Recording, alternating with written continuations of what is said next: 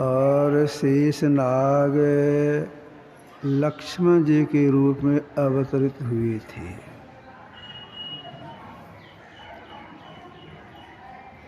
वनवास काल में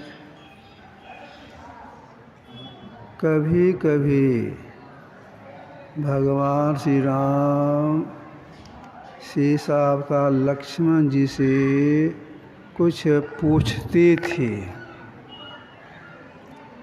तो लक्ष्मण जी उत्तर देते थे।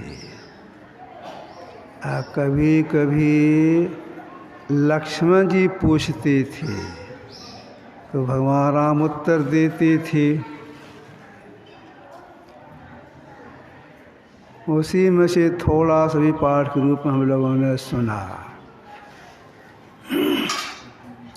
उसकी व्याख्या को भी हम लोगों ने सुना। बच्चे को शांत रखिए। लक्ष्मण जी ने भगवान राम से एक ही बार में 5 प्रश्न कर दिए हैं। कहो ज्ञान विराग अरु माया, कहा सो भक्ति करहो जही दाया। ईश्वर जीव भेद प्रभु सकल को समझाए। जाते हुई चंद्रति शोक मोह भ्रम जाए। अब भगवान राम जब कहने लग गए तो सिलसिलेबद्ध से उत्तर नहीं दिए। क्यों नहीं दिए? कहो ज्ञान, यह उत्तर देना कठिन है, थोड़ा सा समझने में कठिनाई होगी। विराग, इसके संबंध में कहना कुछ कठिनाई होगी, समझने में कठिनाई होगी। पहले सरल बातों को समझाए। क्या कहा इन्होंने? माया के संबंध में पहले शुरू किया। 5 प्रश्न में से पहले माया का उत्तर देने लग गए। कहो ज्ञान विराग अरु माया, कहो भक्त कहो कही दाया। तो माया के संबंध श्री राम ने लक्ष्मण से कहा। जब हम लोगों ने पाठ में सुना, गोचर जहाँ लगी मन जाई, सो सब माया जानो भाई। हे भाई सुनो, जहाँ तक इंद्रियों की दौड़ है वहाँ तक माया है।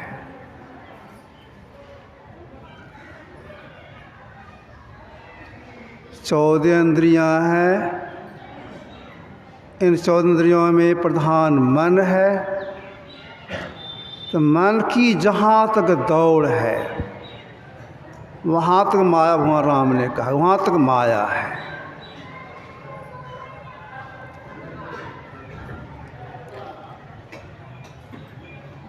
अब इस पर कोई चिंतन करे कि मन की दौड़ कहाँ तक है।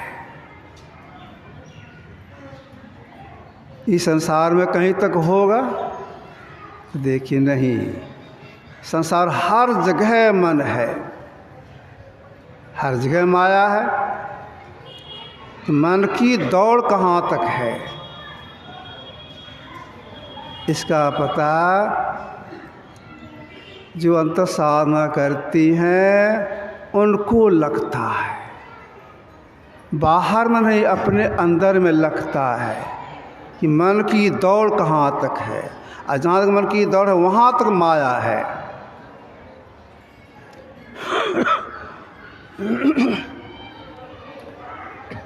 गुरुदेव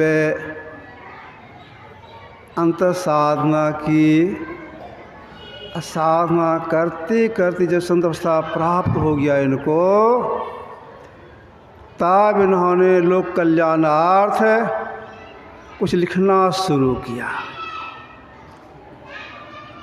गद्य और पद में लिखा है। गद्य में जो बना वही मोक्ष दर्शन, पद में जो लिखा गया वह है महर्षि पदावली। मोक्ष दर्शन को ही सत्संग योग चतुर्थ भाग में दे दिया गया है।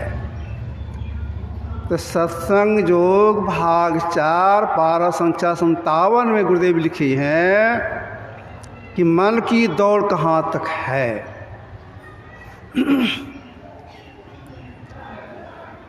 दूध में घी की तरह मन में चित्तनवृत्ति व सूरत है। मन सूक्ष्म जड़ है।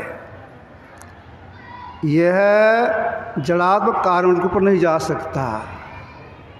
यहाँ तक कि मन के संग स्वतः चलना हो सकता है। इसके आगे मन का संग छोड़कर स्वतः गति हो सकेगी, क्योंकि इसके ऊपर में इसका निज मंडल है जहाँ से आई है स्वत जीवात्मा। मन की दौड़ कहाँ तक बताए गुरुदेव? जड़ात्मक कार्यमंडल तक, मतलब महाकार्यमंडल तक मन की दौड़।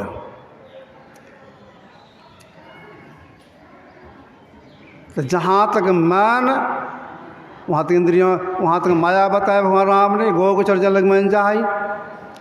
अब देखिए भगवान राम तो सीधा बोल दिए, जहाँ तक इंद्रियों की दौड़ है वहाँ तक माया। माया के 2 रूप बताए गए हैं। अभी हम लोगों ने पाठ में सुना विद्या माया अवैद्या माया। इसी को सामान्य माया जोग माया कहा गया है। अब आप कहेंगे सामान्य माया क्या और जोग माया क्या?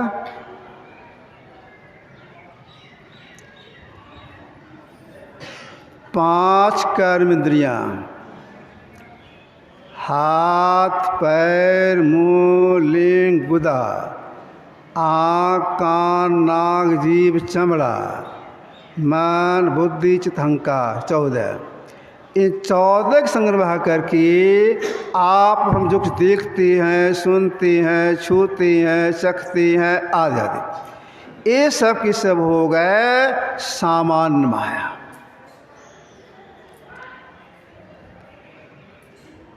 जोग माया विद्या माया किसको कहेंगे? जब साधक साधना करने के सिलसिले में एक नाम का जप करते हैं, छोड़ देते हैं, एक ग्रुप का ध्यान करते हैं, मतलब मानस ध्यान करते हैं, छोड़ देते हैं। इसके बाद ये जो 2 आँखें हैं, आप दोनों आँखें की दृष्टि धारा को जोड़ने का प्रयास करती हैं। अगर सफलता मिल जाती है तो वे अपने अंदर में ब्रह्म प्रकाश को देखते हैं, ब्रह्मनाद को सुनते हैं। 5 कर्मेंद्रियाँ 5 इंद्रियों की बिल्कुल छूट जाती है, लेकिन भीतर की 4 इंद्रियाँ रह जाती है। इसके साथ बढ़ाकर जो कुछ देखा या सुना जाता है उसी को महापुरुषों ने कहा विद्या माया या जोग माया, विशेष माया।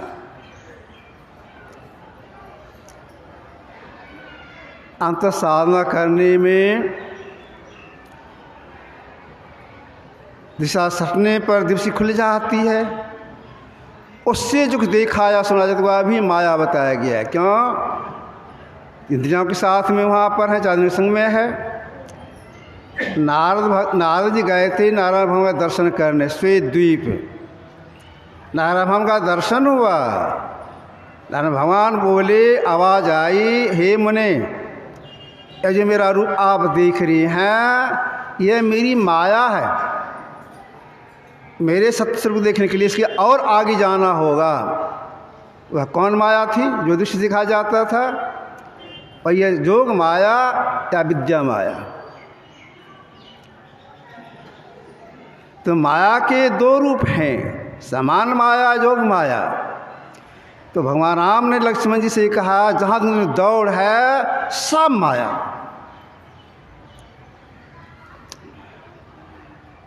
अब विचारना यह है,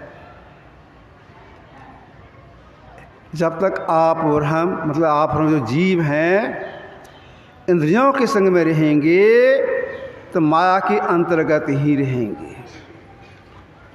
इंद्रियों से अलग हो जाएंगे तब बंधन और मोक्ष देने वाले जो परमात्मा, उनका साक्षात्कार होगा। तो इंद्रियों से अलग होने के लिए क्या करने के लिए महापुरुषों ने कहा? इंद्रियों से अलग होने के लिए, बिल्कुल अलग होने के लिए, विचार इंद्रियों से अलग होने के लिए अंतिम साधना है नाद अनुसंधान, नाद की खोज। नाद की खोज कौन कर सकती हैं? नाद की खोज वही कर सकती हैं जो अंत साधन में एक नाम का जप, एक रूप का ध्यान करके साधन करने लगते हैं। इसकी सफलता में शक्ति आ जाती है शब्द अभ्यास करने का, एक शब्द पकड़ने की शक्ति आ जाती है। तो जो एक नाद की खोज करने का प्रयास करती हैं, असफलता मिल जाती है, एक नाम की प्राप्ति होती है, तब माया का बंधन छूटता है। क्यों? इसलिए एक नाम जो है जिस क्षण जीव को प्राप्त होता है, उसी क्षण भीतर की जो चार इंद्रियां हैं, जिसमें प्रधान मन है, अनायास ही जीव का संग छोड़ देती है। या बाहर में नहीं, भीतर में काम होता है। अगर कोई साधक यह सोचे यह काम अपने बलबूती से किया है, या सुनकर गुण की गलत समझी जाएगी, तो देखिए अंत साधना में कुछ भी सरकना अपने बलबूते की बात नहीं है। सारा काम गुरु करवाते हैं। अगर गुरु प्रसन्न हो जाए तो जीव को भीतर सरका आता है। तब करना क्या चाहिए? हर क्षण अपने गुरु को याद करते रहना चाहिए, उनके अस्तित्व बन के रहना चाहिए। जो गुरु को याद करती रहती हैं, गुरु शक्ति प्रदान करती हैं, भीतर घुसने की शक्ति प्रदान करती हैं, वही मन का संभाल भी कर देती हैं। तो हम लोगों को क्या चाहिए? तो गुरु में श्रद्धा विश्वास करना चाहिए। अगर कोई गुरु को मनुष्य समझते हैं, उनसे यह काम नहीं होगा, गुरु पर दया नहीं करेंगे। कैसी श्रद्धा होनी चाहिए? गुरु साहब करी जानिए, रहिए शब्द समाए, अब मिले तो दंड बंदगी पल पल ध्यान लगाए। गुरु कैसे? परमात्मा का सगुण साकार रूप हैं, यह श्रद्धा होनी चाहिए। गुरु परमात्मा है। जगत जनायो जई सकल, सो गुरु प्रगटे आए। जिन गुरु देखिया, जिन गुरु आँख ने देखा, सो गुरु दिया लखाए। जगत जनायो जई सकल, जिन्होंने सारी सृष्टि की है, वही रूप में आते हैं, भेद बताते हैं, शक्ति प्रदान करते हैं और सृष्टिकर्ता परमात्मा का साक्षात्कार कर देते हैं। यह काम गुरु का है। तो गुरु आश्रित होकर रहना चाहिए।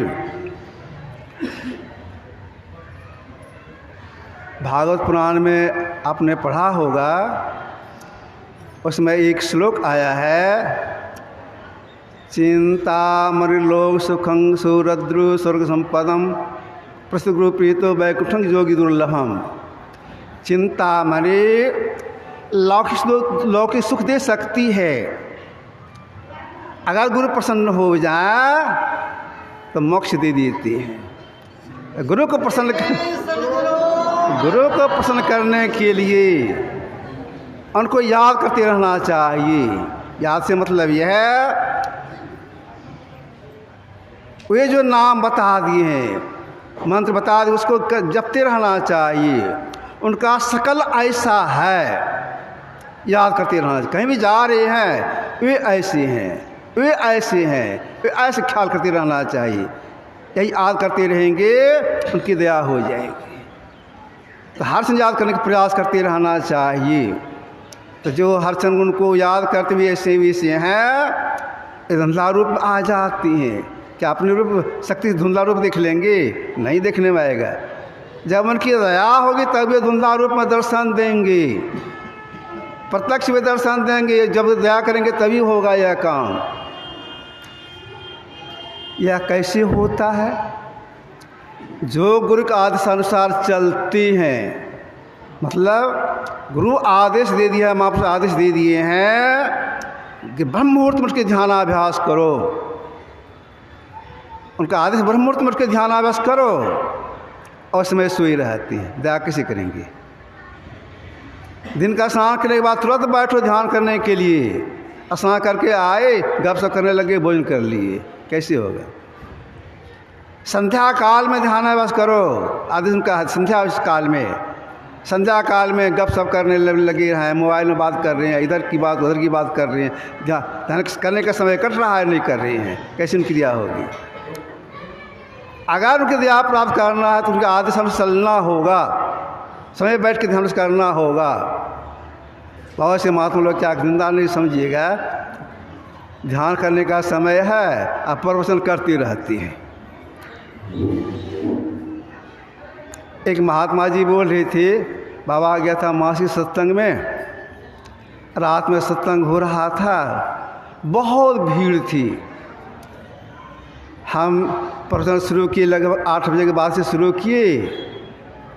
कहने बड़ा मन लगा कि हमकी बहुत लोग से बैठे हुए थे। कहते कहते 1 बजे रात हो गया। 1 बजे के बाद आरती किए। मैंने कहा इसके बाद क्या किए? 1 बजे आरती की, इसके बाद बासा आए, थोड़ा सा गपशप किए। इसके बाद मैंने पूछा इसके बाद क्या किए? तो भोजन किए, इसके बाद थोड़ा सा गपशप किए, इसके बाद सो गए। इसके बाद सोए रह गए, ध्यान नहीं किए। अब देखिए 1 बजे रात तक प्रवचन करेंगे, इसके बाद भोजन करेंगे, सोएंगे, तो सोए रहेंगे, उनको गुरुदया करेंगे? नहीं करेंगे। समय पर भोजन कर लेना चाहिए, समय बैठ के ध्यान करना चाहिए, भोर में जरूर बैठ के ध्यान करना चाहिए। मैं कभी कभी कहा करता हूँ कि जो महापुरुष हमारे कंदरा में है, दूर में हैं, अगर कोई व्यक्ति अपने घर में 3 बजे भोर में बैठ के ध्यानाभ्यास करती हैं, वे महापुरुष भी अपनी शक्ति वहाँ से भेजती हैं। उनकी शक्ति को पा करके सदा अपने अंदर प्रवेश करता है, अपने अंदर चलता है। और चलने में 5 कर्मेंद्रियाँ, 5 इंद्रियाँ, 5 कर्म, 5 इंद्रियाँ छूटती है। अगर सब साधना सीख के करते हैं, सब साधना, दूसरे सफलता मिलती है। 4 भीतर इंद्रियाँ अलग हो जाती हैं, अपना पहचान हो जाता, माया मंडल से ऊपर हो जाती है। यह सारा काम गुरु करवाते हैं। यही आपकी समझ से रखा। बोलिए प्रेम से श्री सद्गुरु।